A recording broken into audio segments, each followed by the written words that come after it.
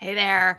I'm coming to you today to talk about a question, and that is your business taking over your life? This is a really important question to check in with yourself periodically and ask. And quite honestly, maybe even better than asking yourself is to ask the people around you what they see and ask them, does the business seem to be taking over my life? Ask your spouse, your kids, your friends, and really listen to their answers and what they're telling you. It's so amazing to me how when we business owners are in the day to day of running the business and feeling like we're running around, we're doing one thing and putting out one fire after the other, we really have no awareness of how other people are perceiving us. We're just focused on what's right in front of us. And the people that we love the most, the people that we care about the most, are watching us really struggle and suffer. And they also are initially, it's almost like they go through several phases. So the initial phase is, oh my gosh, I want to try to help. I want to see what I can do. And then you, the business owner, we typically will push them away, and we'll say, you don't understand, you can't help, you can't possibly help me. And then the people that we love, we start to push them away, and then we say, I feel like no one understands me. I don't understand. They don't understand the stressors that I'm dealing with. The situation that I'm under, they can't possibly understand all the pressure. And then the people that we love start to notice that we're checked out, we're disengaged, we're not present in relationships. What we are not noticing when we are at that place in our mental health with the business is that they're struggling to connect with us. The people that we love are struggling to connect with us, and they're giving up on that connection. And so this question, it's not a comfortable question to look at, is the business taking over your life? But I think it's a very important question to consider. So I want to acknowledge that as I've written the book, The 4-Week Vacation, and I have spoken with business owners over the years who have taken 4-week vacations and made that happen. I've also spoken with lots of family members of business owners and heard their perspective. And the family members are the first to notice two things. They're the first to notice when the business owner is checking out, and they're also the first to notice when the business owner starts showing up and being present again. And that's one of our greatest joys in our Better Business, Better Life program, is hearing family members say, oh my gosh, my mom actually talks to me about other things besides the business now. Or, my kids are so happy that I'm showing up at their events and I'm watching the game instead of being on my phone. Those are the things that really matter. And so I want to just, in today's episode, I want to give you some questions that will help you figure out if the business is taking over your life. And I want to give you some steps to reverse it if the business is taking over your life. So first, I'm going to just go through some signs for you to be aware of and to tune into and pay attention to recognize that these are signs that the business is taking over your life. And there are also, some of these are the initial symptoms of burnout. But even before you get to the point of burning out, if the business is taking over your life, you will get to a point of burnout at some point. So one of the first signs is the business all you think and talk about? Right? Are you checking in with the people that you care about the most and asking them about their day and their lives and what's going on in their world? Or are you just talking to them about all of your troubles? And if this is a family business and you and your spouse are only talking about the problems in the business day to day, and the rest of your conversation about your relationship and things that matter to you as a human being, if those things aren't being discussed, that's a real concern. And so many small businesses are family-based businesses where it's a husband and wife or parents and children running the business together. And the business can quickly take over and damage our closest relationships when we allow that to happen. And so It takes special, unique individuals in a family to run a business together, and there need to be clear boundaries. So if you are finding yourself in a family-based business and that's all you guys talk about is the business, it's a really big red flag. Another sign that the business is taking over your life is that you feel like no one understands you, that they can't possibly understand all the pressure that you're under. Another sign is that your spouse and children are jealous of the business, right? Because the business takes all of your time and energy and you're not showing up for things that matter to them because you're working. That's another sign that the business is taking over your life. When your children tell you to put your cell phone down when you're talking to them, that's a sign the business is taking over your life. When you've stopped celebrating, and I just heard two business owners talking about this, and I think it's such a profound thing to pay attention to, that, during holidays like Christmas and Thanksgiving, if you're working and using that as time to catch up while the rest of the world is taking time off and celebrating, that's a sign that the business is taking over your life. If you're not taking weekends off, if you're just working because that's your only time to go in and get things done without being distracted, that's a sign that the business is taking over your life. If you're turning down events, declining invitations from friends and family to go have fun because you have to work, the business is taking over your life. If you're skipping meals, if you're not exercising, if you feel discouraged about the future, that's a sign the business is taking over your life. If you find yourself being more and more cynical towards people, that's a sign that the business is taking over your life. If you're staying up late, getting up early to work, those are signs the business is taking over your life. If you're crying at your desk, if you are yelling in your truck because you think no one can hear you and you can finally just let it all out, or if you're yelling and crying in your truck, those are signs that the business is taking over your life.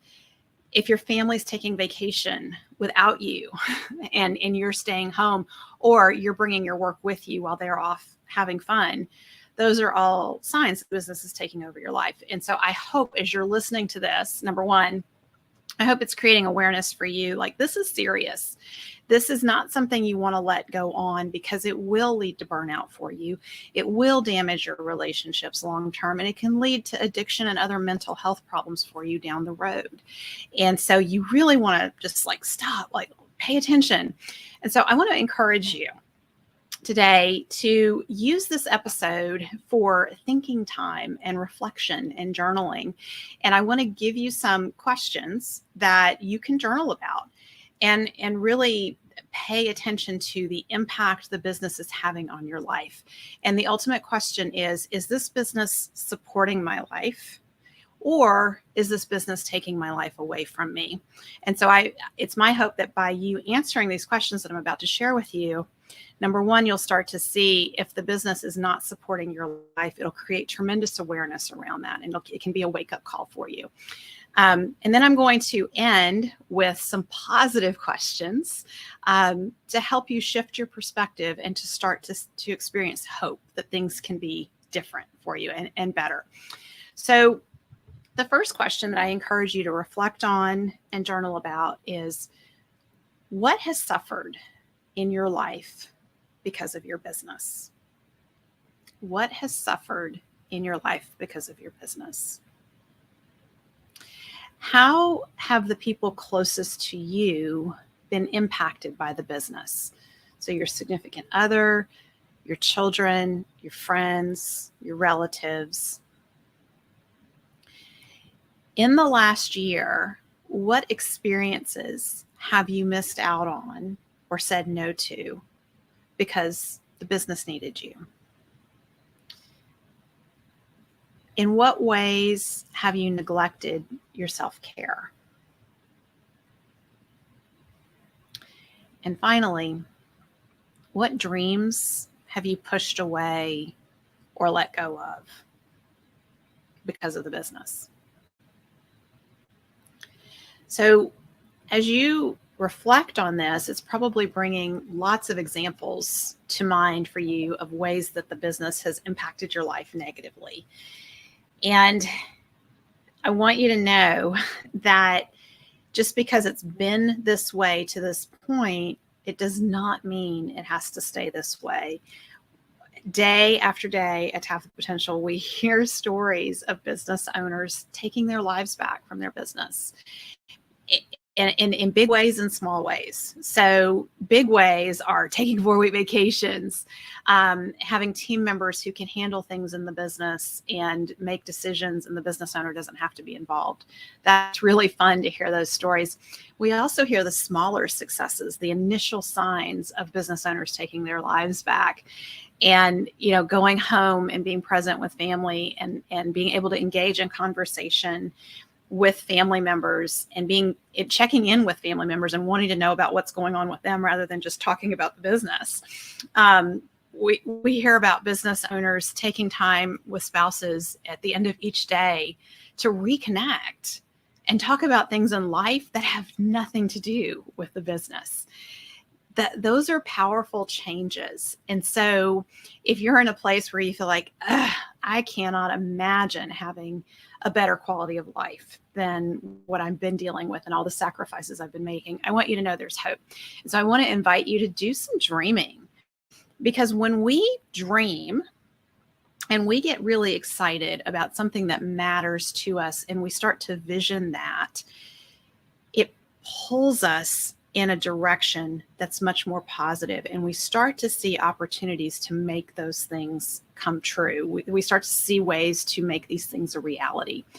And so the danger, if we stop dreaming, if we become cynical and we just say, my life sucks, this is how it is, I got to hunker down and I got to work, I just got to deal with it. We are creating a future that's going to be very negative for ourselves and our businesses. It doesn't have to be that way. So use this as an opportunity to dream and to start creating in your mind a future that is better than the one you're currently experiencing. And then as you hold that vision in mind, you will start to see opportunities to bring it to reality. So the first question is, what would you do with an extra 10 hours freed up each week? Right? Like, what would you do? Would you exercise? Would you cook healthy meals? Would you just maybe go home and hang out with your family? Or maybe you'd sit down and read a book. Maybe you go fishing. Who knows? Like, whatever it is, that if you just had an extra 10 hours, what would you be doing? What would you do if you ended work at 5 each day? What would your days be like if you were ending at 5 each day and you were confident you were going to leave the office and go home? If you had an extra week of vacation, where would you go? And what's possible for you if you're working a 25-hour work week instead of 50 or 60 or 70 hours? What's possible? What's possible in your family? And what hobbies or interests might you be picking up and exploring if you're working a 25-hour work week? And another powerful question is to just think about, how would your life be different if your business ran without you? How would your life be different if your business ran without you? These questions that I've given you, I really encourage you to take some thinking time, block some thinking time on your calendar, sit down somewhere for 30 minutes, half an hour, an hour, where you won't be disturbed, and let yourself write and let yourself explore these questions, because new insights, new awarenesses will come up. And especially if you've been in this place of just go, go, go, run around, do everything to make things happen, you really need that time to just stop and think and reflect. And I also want to invite you to make the 4-week vacation pledge. Because when you make the 4-week vacation pledge, you have to start building up your muscle to take a 4-week vacation. And these small steps forward, these small boundaries that you start to put in place in your business. And I talked about those a lot in last week's episode 245. If you didn't listen, go back and listen to that episode. I talked about how when we put these small boundaries in place, leaving work at 5 o'clock, unplugging from our phones, putting our phones away in a drawer, and being fully present in the evenings, those are small ways of pulling back from our business and allowing ourselves to have more life.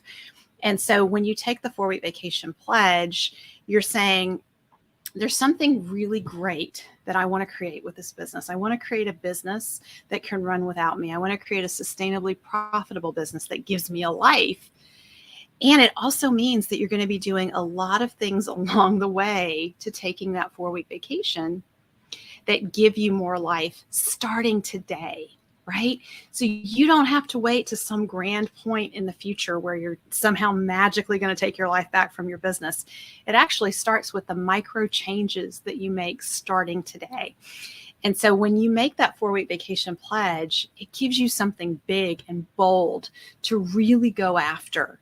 But really what you're saying is, I am no longer going to let this business take over my life. From this point forward, I am going to get control of the situation and be intentional to put those boundaries in place that allow me to have a life while the business grows. And I will tell you, when you make the 4-week vacation pledge, the business gets stronger because you've made the 4-week vacation pledge.